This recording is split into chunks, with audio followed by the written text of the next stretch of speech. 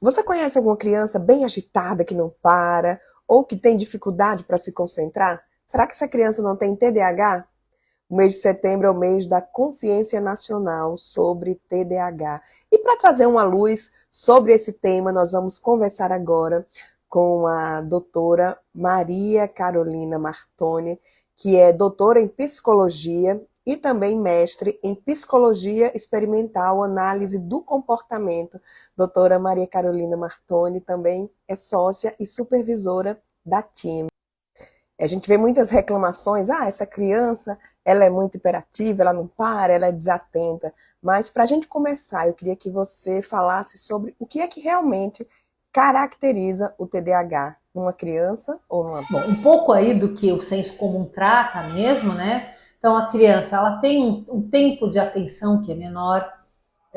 Isso sempre a gente comparando com médias e com padrões, né? Então, olha, por quanto tempo, em geral, uma criança nessa faixa etária atenta ao professor, a uma tarefa, a uma sequência de atividades, né? Então, a gente tem que considerar alguns parâmetros. Então, a criança tem dificuldade com esse tempo de atenção, a criança tem uma inquietação motora maior, algumas crianças têm dificuldade na organização da rotina, questões como sono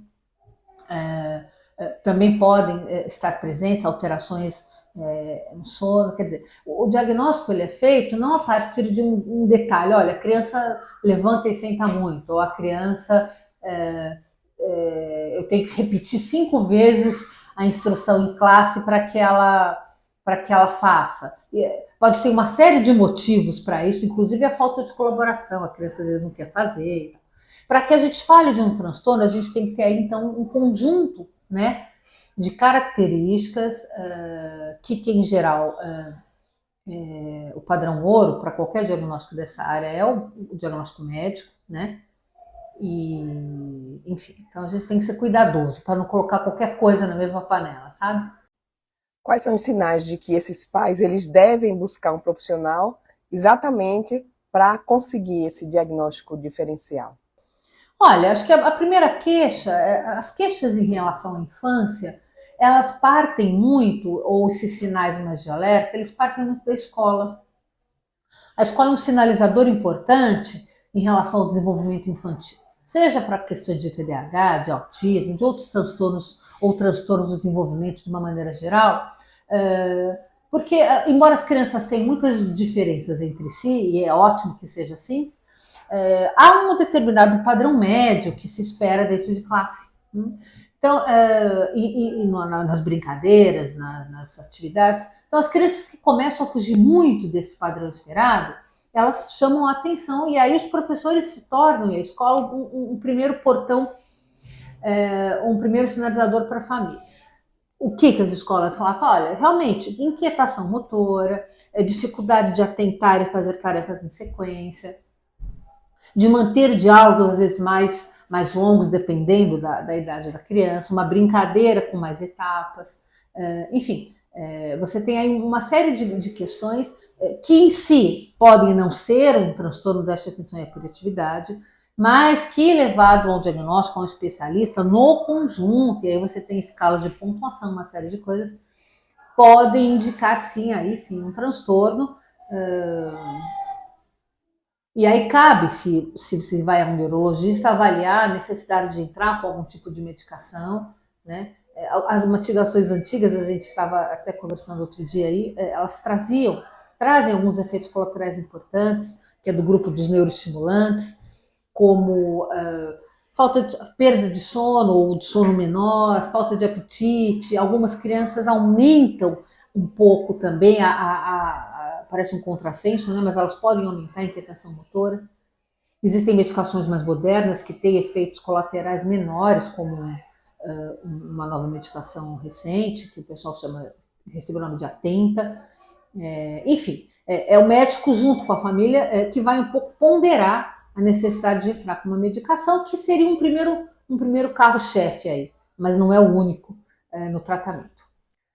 Essa criança que recebe o diagnóstico, como é que é o tratamento a partir daí? Quais são as terapias, as intervenções que são necessárias para garantir o desenvolvimento dessa criança? Então, já falei um pouco da questão médica, né? Então é importante acompanhar com o neurologista. Em geral, é o neurologista que faz. Eventualmente, você pode ter o psiquiatra da infância e da adolescência, mas o neurologista é o mais comum para atender essa questão, esse transtorno.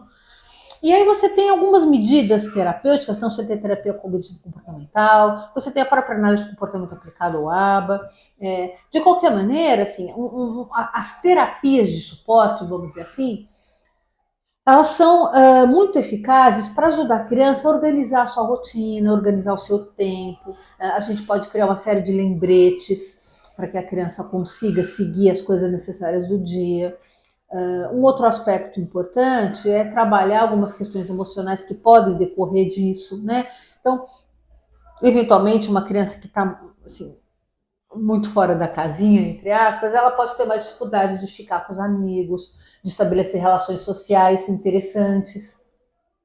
Os amigos meio esquivam, né? Falam, não, né? A criança vira um café com leite. Então, as terapias também podem, né? Sobretudo as terapias cognitivo-comportamentais, elas podem ajudar bastante nesse suporte.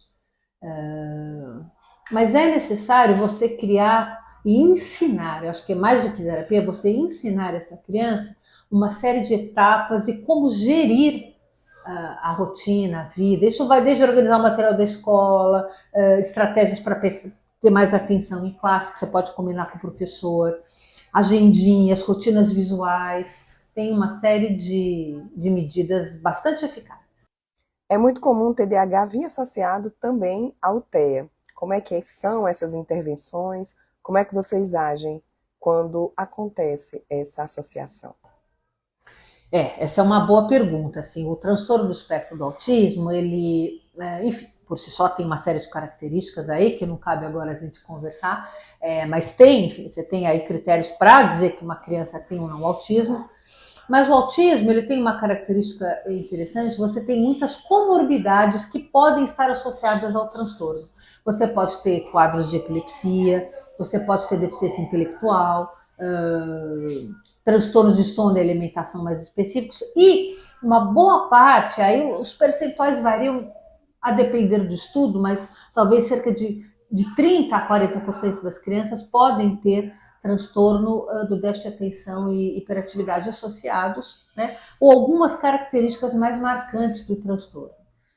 E aí você tem um adicional, né, para pensar o trabalho, que é considerar, vamos dizer assim, esse pedaço, essa dificuldade adicional dentro do quadro. Mas é bastante comum que crianças com TEA tenham, inclusive há um diagnóstico eventualmente diferencial, tem crianças que é autismo, é TDAH, né? E aí às vezes nem sempre é tão claro, tem que ser um médico experiente para conseguir fazer essa distinção entre os problemas, vamos dizer assim. E qual a importância desse diagnóstico diferencial e das intervenções precoces, né, para que essa criança ela consiga se desenvolver? É essencial, né? Assim, você deixar uma criança com TDAH, autismo, seja lá qual for, ao Deus dará, vamos dizer assim, quando você tem alternativas para isso, é muito prejudicial, né? Então, você vai atrasar o tempo de ensino, a criança vai ter mais dificuldade para aprender, a criança pode repetir de ano 1, 2, 3 vezes e ninguém sabe o que está acontecendo. A gente fala em fracasso escolar, fracasso de relações sociais e pessoais entre o grupo, né? Então, assim, se você tem tratamento, se você tem medicação, se você tem um conjunto de terapias que são bastante assertivas, não tem nem o que discutir, né?